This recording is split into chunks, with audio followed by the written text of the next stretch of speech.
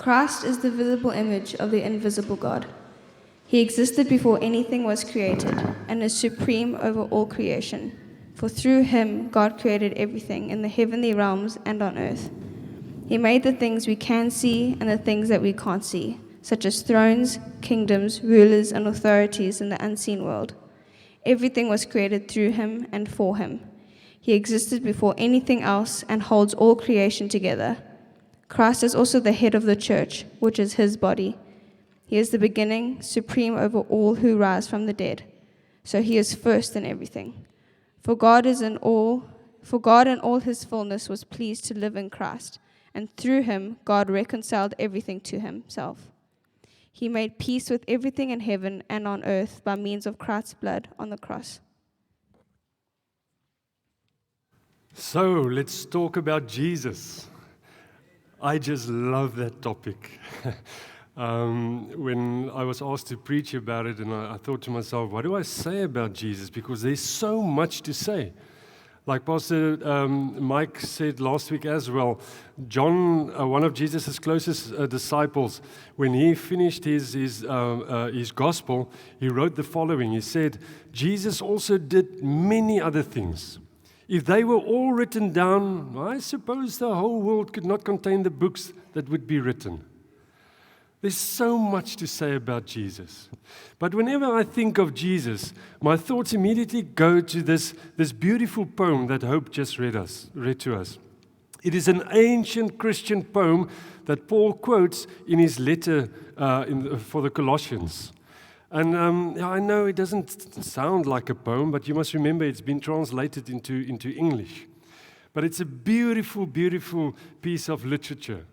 And I want you to keep what you heard now, that poem. I want you to keep it in your mind, put it on a shelf there somewhere in your brain, as I would like to talk to you about something very familiar. I want to talk about image. Now, what do you think when I say the word image? What comes to mind?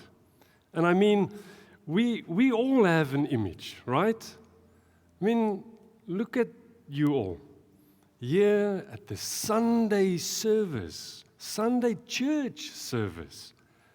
I mean, look at all you bunch of happy people, happily married, no worries about money, anything. But come on, there's no way that we are all doing that great, right?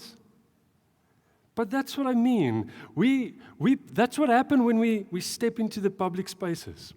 We put on the show. We put on the image. We project an image of ourselves. And that is what I mean when I want to talk about image. We all have different ways of managing how other people perceives me. Jy bestuur dit wat mense van jou sien. You control what other people think about you. And there are a lot of ways of managing how other people think about you. And we typically think of, if we think of image, we think of clothing or body image or stuff like that. But actually, image is much more than that. It is how I come off to you as a person. It's all to do about my personality. I can act a certain way that makes you think certain things about me. I can control your perception of me. I can act funnier, I can act smarter, I can act more easygoing than I actually am. And that's the image, that's my image. And my friend, we all spend a good portion of our waking time and energy on maintaining our image. And for some of us, the image that you are managing is much different than who you really are. Or there may be varying correspondence. And that is what I want to explore today, image. Now, the core claim of the Bible is that image is a good thing. Image is good. In fact, it is built into our wiring. We were made to project an image. But the question is, whose image are we projecting? If people look at me, who do they see? What image becomes visible when people are in my presence? So to answer that question, let's go to the Bible. This is a church after all. So let's read Genesis 1. Genesis 1, that you will find on page... Yeah, that was a trick question. You will find that on page 1. Genesis, a book in the Bible and a book that you will find before the book of Revelations. So Genesis, it's where it all began. The beginning of life. Now the book of Genesis begins with two ancient Hebrew world origin narratives. Chapter 1 and chapter 2. And it tells us two different angles of the creation. And in Genesis 1, we find a beautiful piece of narrative that answers a couple of questions. It answers questions like, who is responsible for all of this? Where did all of this come from? Who made all of this? And why is all of this here? And then the big question, why are we here? Why are you here? And who are you? Who are you really? Wie is jy veronderstel om te wees en hoekom is jy hier? So in the climax of this beautiful narrative, we find the answer to this question. Who and why is humanity here? Let's read Genesis 1 verse 27, and that might be on page 2. So, God created human beings in His own image. In the image of God, He created them. Male and female, He created them.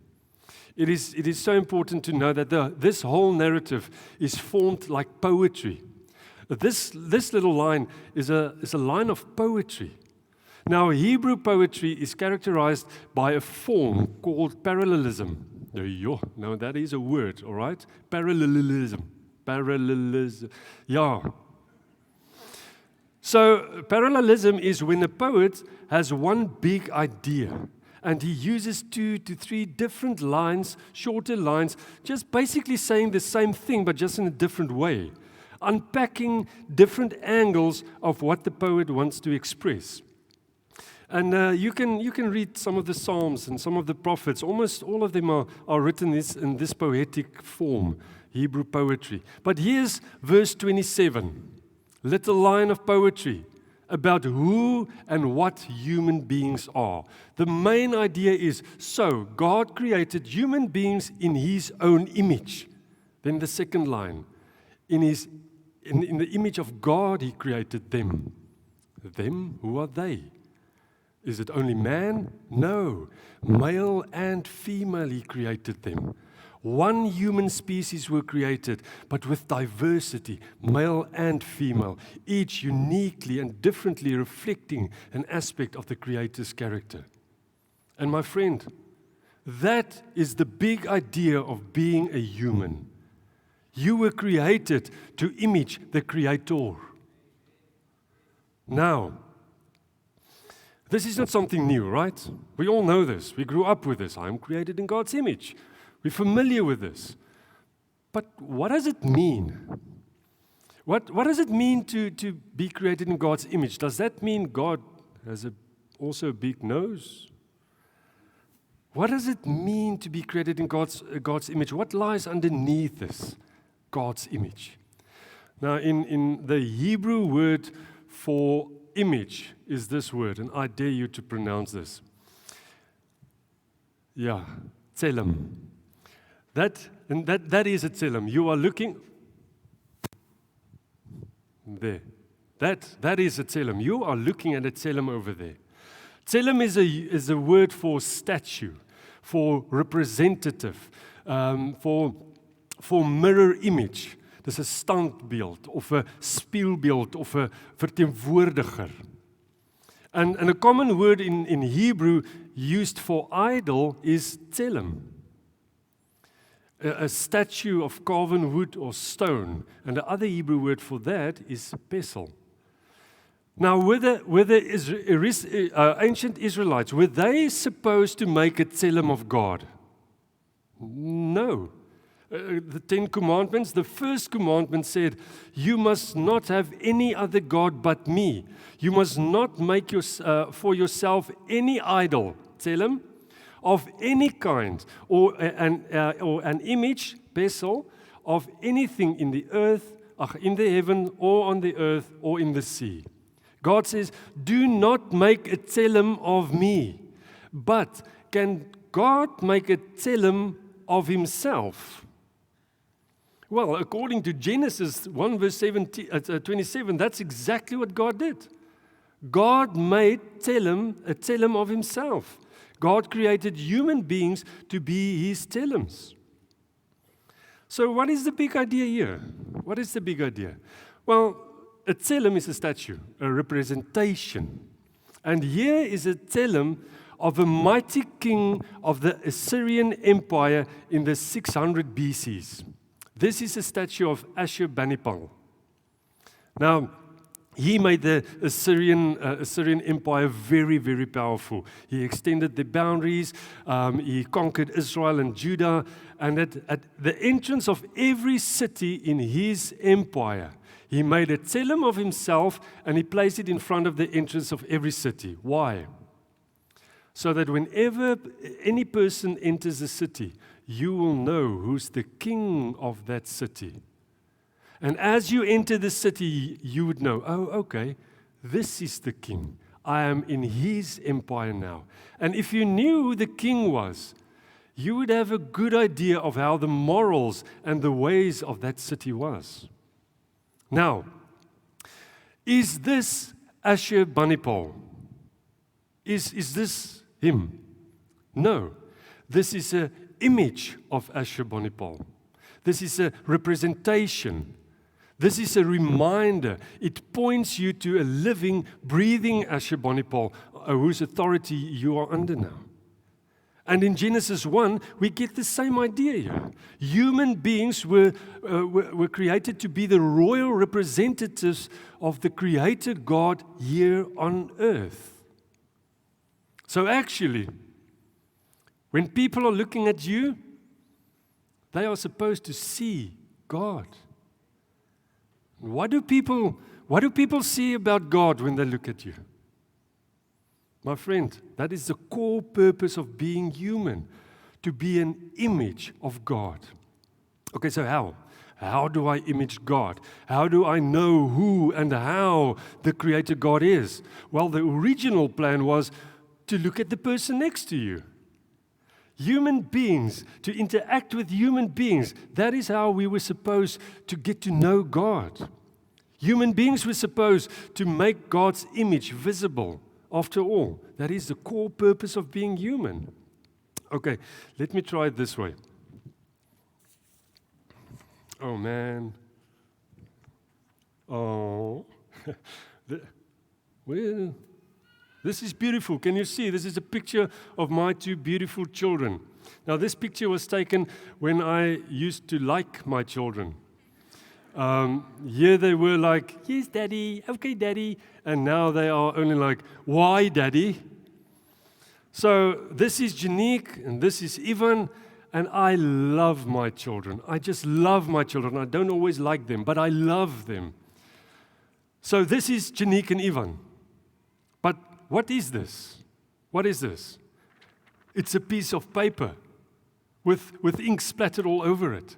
This is a tselem of Janique and Ivan. This is a tselem with great value and great significance to me. Why? Because this tselem points to living, breathing Ivan and Janique, who I dearly loved. This points me to that cute little monsters that all grown up now. In Afrikaans, we say, as my kinders in die aand slaap, dan en ek kyk vir hulle, dan wil ek hulle opvreet. En as hulle wakker word, is ek spyt ek het nie. Okay, so this is a tselem of my kids. Tell me, does this tselem exist for itself? No, it exists for my children. Is this a tselem of a tselem? No, it's a tselem of two living, breathing persons. That's what it's for. That's what it exists for. That is its purpose. These two living, breathing people shapes the identity of this tselem. And that is why this telem is so dear to my heart. That is why it is so of significant importance to me. And that is what Genesis is saying, that every single human being you've ever met, their identity, their significance is bound in the fact that they are uniquely made to image, to project the image of God. Now, how do humans do that? And there are so many theological arguments about this, what to do and what not to do. And personally, I think it's all these different theological arguments, that all these rules that make people think, oh man, I will never get this right. And then they just walk away from Christianity. But do you remember that beautiful poem that Hope read to us? Do you remember the first line of that poem? It said, Christ is the visible image of an invisible God. If you want to know who God is, if you want to know how God is, look at Jesus. Imitate Jesus, and you will become a visible image of God. And if I look at Jesus, if I study Jesus' life, I see a God that is all for loving relationships. I see a God that gives himself to others. I see a God that keeps his promises. He forgives. He is passionate about beauty. He's passionate about justice and generosity, all about goodness and moral values. And my friend, that is the idea of Genesis 1, chapter 1. Human beings were created to mirror the image of God, to reflect God. It's like angled mirrors reflecting God to the world. That's your purpose. And the great thing about this is you can do this wherever you go. You can do this at school. You can do this at your job. You can do this at home. You can even do that at church. And I guarantee you, if you do this, if you live a Jesus type of life, you will find your true self. You will find your true identity. Because that is why humans were created in the first place. But is this how the rest of the story goes? Did human beings fulfill their God-given purpose? No. We read that in Genesis 3. So here's these telems God created, and they are given a choice, a moral freedom of choice. And it all went wrong at the tree of knowledge of good and evil. The human kind goes from trusting their Creator, and then they are confronted by this choice. Are we going to trust our Creator's definition of good and evil and live according to His wisdom? Or are human beings going to seize the moment and define good and evil for themselves as they see fit? Are they going to seize authority as they think a human life ought to be lived?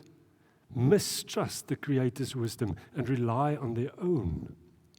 That is a choice that's set before human beings. And you know how the story goes. Let's listen. The woman was convinced. She saw that the tree was beautiful and its fruit looked delicious. And she wanted the wisdom it would give her. Oh, wait. If I can get more wisdom, that means that God is holding back on us. In other words, God is going to tell me how to play in the sandbox. And I think I know a better way of life and how to live. I will define good and evil for myself. Let's continue. So she took some of the fruit and she ate it. And she gave some to her husband and he who was with her. And he ate it too. At that moment, their eyes were open. And what did they see? What did they see when their eyes were open? What did they see as they mistrusted, as they rebelled, as they seized authority from the Creator? What was the first result of I know how to live life myself? What was the first result of turning away from their Creator? Listen. And they suddenly felt shame at their nakedness. The result? They saw that they were naked. And just in the previous chapter, chapter 2, we read at the end of chapter 2, we read that they were naked and without any shame. no shame, just this total openness. Their identity is grounded in their Creator. They are images of their Creator, pure reflections of the Creator's goodness and so on. No shame, just being the image. But the moment humans mistrusted God, the moment they turned away, and I know how things are to be working around here, who is God to tell me? The moment that happened, something dreadful happened. They turned away from God, they saw they were naked, and what did they do? Listen. So they sewed fig leaves together to cover themselves. They had to make coverings for themselves. Before, they were just pure reflections of the image of God, and now they have to cover themselves. They have to manage their image. All of a sudden, they have to control the way other people sees me, because I don't trust you. Because your definition of good and evil is different than my definition of good and evil, and that might empower you to take advantage of me. So I need to cover myself. I need to control my image. This is a very powerful thing that happened here. Humans became obsessed with their image. All of a sudden, I'm going to do whatever it takes to convince you to believe whatever story I want you to believe of me. I'm going to manage my image. So thus far, humans turned away from God and they became obsessed with their image. Let's think about it this way. Here I have a picture frame. Now, if you go to the store and you buy a picture frame, is it just empty picture frames sitting there on the shelves? I see these days they are, but usually you find a picture in the picture frame that you want to buy. A picture of what? A picture of happy people, like these. A picture of happy people in happy places doing happy things. Why? Because they want to tell you that your picture could be in here. Now, when you buy this and you take this home, do you go and hang this picture on your wall and say, "Hey, honey, look at this pretty picture of happy people"? No. What do you do? What do you do when you get home? What do you do with this tselem, with this picture? You take it out and you throw it away, right? How dare you? Shame, these are human beings. How rude of you. But why? Why do we do this? Why do we take the picture out and throw it away? Why don't we care about this tselem? Because you don't know who this tselem is pointing to. There is no significance. There is no value here. So what you are going to do when you take this home is you're going to take this picture out and you are going to put a picture of my two beautiful children in here, right? Oh, well, that's exactly what I'm going to do. Because I know Janique and Ivan, they are of huge significance. They are of extreme value to me. There is a connection between the tselem and the one it points to. But once that connection is severed, once it's damaged, all of a sudden, this little tselem has to fend for itself. It's just sitting there on the shelf shouting, "Buy me, buy me, buy me, I'm impressive." And there's no connection. So the tselem will do whatever it takes for you to like it so that you can buy it. Do you see what's happening here? This is what happened in Genesis 3. They turned away from the one whose image they were called to reflect. And now they are just all by themselves, little tselem of themselves. And they became obsessed with their image because they are not grounded in anything else except themselves.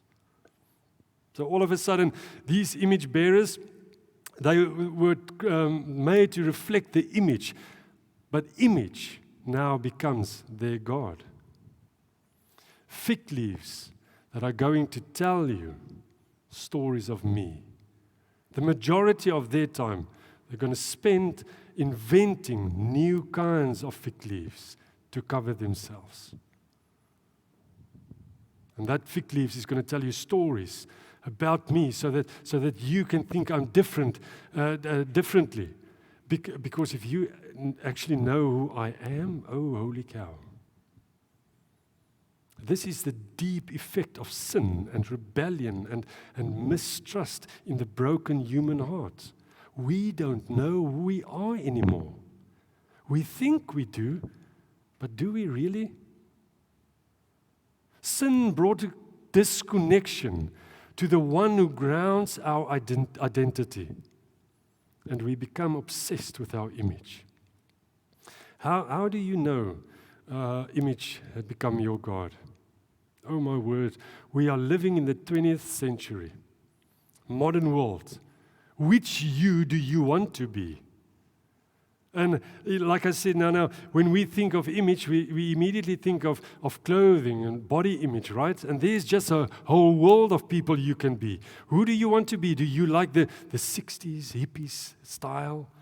Or do you like to be sporty or athletic? Do you like the old stuff, the vintage stuff, like Pastor Jeff? Are you Red Bat? Are you Under Armour? Are you Billabong? So who are you? Who do you want to be? And then you get a group of people that spends a lot of time and energy trying to look like they don't care about their image. Right? But it takes a lot of maintenance to look like you don't care about your image.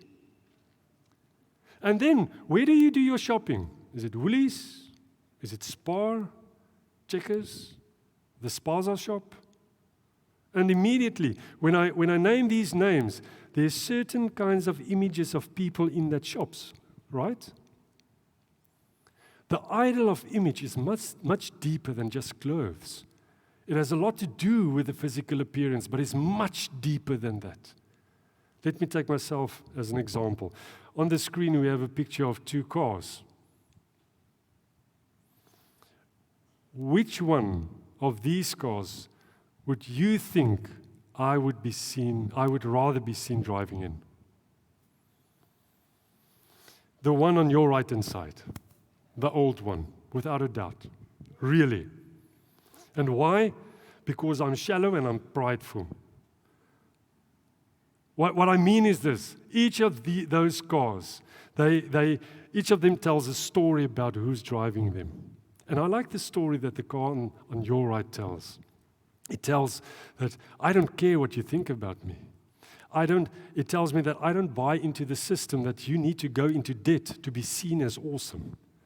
I'm that stick to the man kind of guy. I don't care about earthly stuff that can be scratched and break. And man, the cost of fixing it. I don't want to worry about little scratches and little dents on my fancy new car. And I like that. I like the story that car tells. Stupid car. That story it's ridiculous, it's stupid, it's shallow, just like me. So the car on your right, that old car, it tells you that I don't care about my image, but by that very fact, it shows you that I do care about my image. I know there's a lot of people that's sitting here now thinking, man, this is such a great message for some people. I wish he or she were here to hear this today because they are so obsessed with their possessions and they think too highly of themselves. No, my friend, this is everybody. We all are guilty of this. We are constantly managing our images, whether it's through the brands that you wear, whether it's through the car that you drive, whether it's through the cell phone you use, where you live. Your house can define you. What you eat, organic food, what organic food? Where did you get your organic food? There's so much stuff that can define you because you are obsessed with your image. We all have stories about ourselves based on the brands and the goods we associate ourselves with. This is all of us. And if you still don't believe me that you're obsessed with your image, let me test you here. As you walk in the mall with all these shops next to you, that big windows that are slightly angled towards you, as you walk by them, the battle inside your head starts to begin. How do I stare at myself without looking like staring at myself? What about if you look at a group photo for the first time? Where does your eyes go immediately when you look at that picture? Not to your friend and see what is he wearing. Your eyes immediately go to you, yourself. If I have to take my phone out now and say, listen, church, I'm going to take a photo of yourself, of you. So many of you will go, okay, and you will fix your hair and you will say, my image is ready to be taken. But some of you will say, no, and you will hide. Why? Because you are obsessed with your image. This is all of us, in different ways and in different degrees, but we all are obsessed. And what the Bible says about this is we are obsessed because we have forgotten who we are. Through sin and selfishness, we have turned inwards on ourselves. And we don't remember that we were created to image someone other than ourselves. So image became our God. And the irony of this is all these brands, all this marketing of things that you never knew exist, and now that you see it, now you think you can't live without it.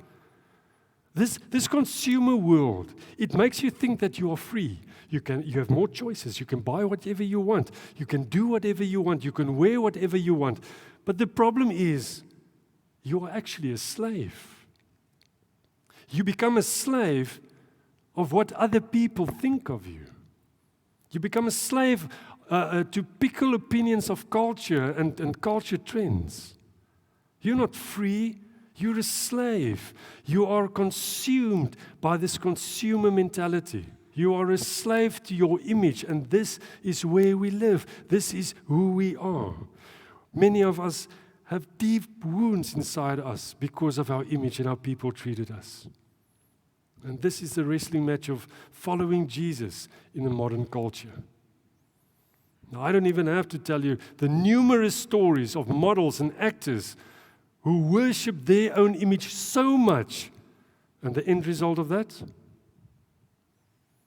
So, Johnny, what now? What now? Well, the stories of the gospel. Matthew, Mark, Luke, and John. It tells us the story of Jesus. The same Jesus that Hope read about in that beautiful poem. Jesus, who is the visible image of the invisible God. It is like this. When God created mankind, humans, He created it to be like an angled mirror, to reflect Him to the world. And through sin and selfishness changed the angle. Oops, sorry. You see, the light was supposed to shine on you. But now, because of sin and selfishness, the angle of the mirror has changed. And now, we only see the reflections of ourselves and those of others. And what do? We start to compare. We become jealous. We become prideful. We become envious. And the story of Jesus tells us that God became man. God came among us in the image of Himself, in Christ, and He absorbed all the brokenness. He absorbed all the broken mirrors. He absorbed the broken states of our hearts. He absorbed all sin and selfishness into Himself. And Jesus came and He fixed the angle of humanity. And now He is offering you a chance to become a new kind of human.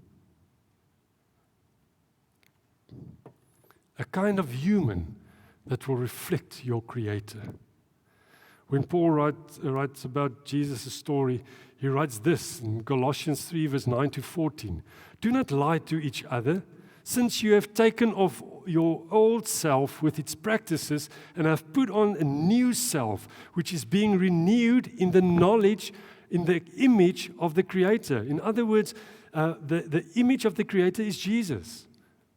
In other words, be renewed in the knowledge of Jesus. Can I quickly pause here? Why is he highlighting lying? Do not lie to one another, to each other.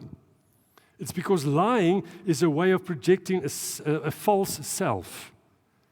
I am telling non-truths to control what you think of me. I want you to think certain things of me, and I'm telling non-truths to maintaining that image. And Paul says, why? Why would you do that if you are a follower of Christ? Don't you know that the idolatrous humanity, this self-obsessed humanity, died with Jesus on the cross? You are now a participant in a new kind of humanity.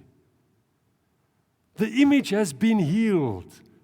The image has been restored.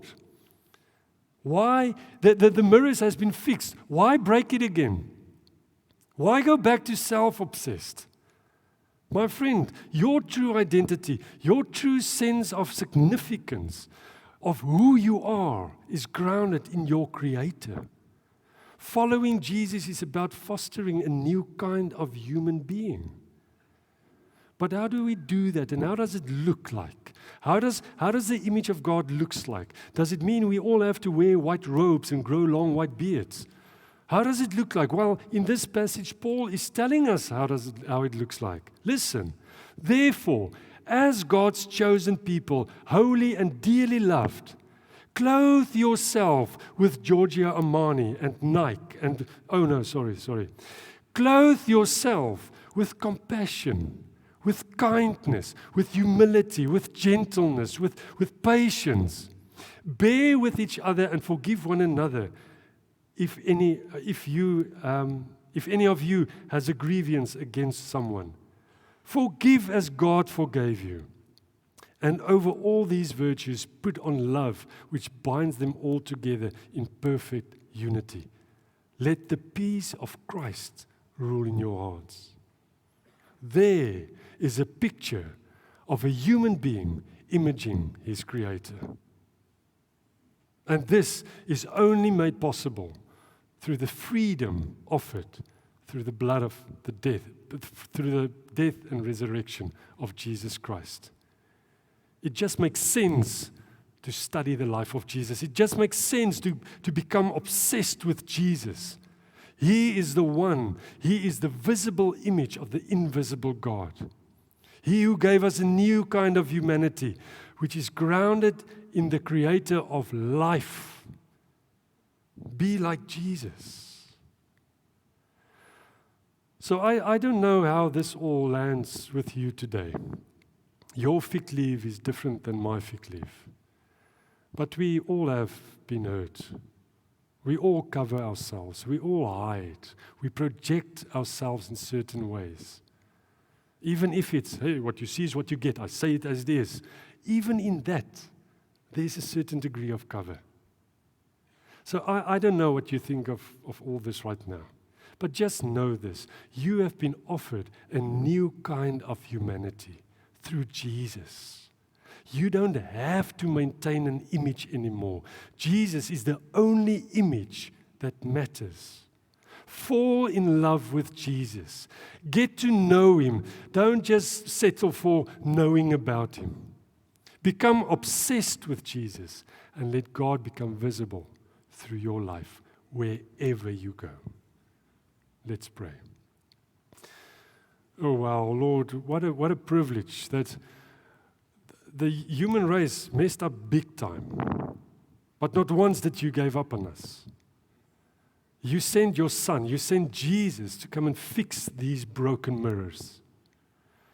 And Lord, please help us to be reminded every single day, I am your Tselem. I am a representative of God.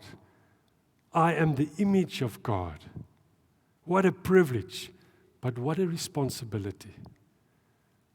Lord, become visible through us wherever we go. Wherever we go, let people become aware of your presence, of your goodness, of your love. And then forgive us.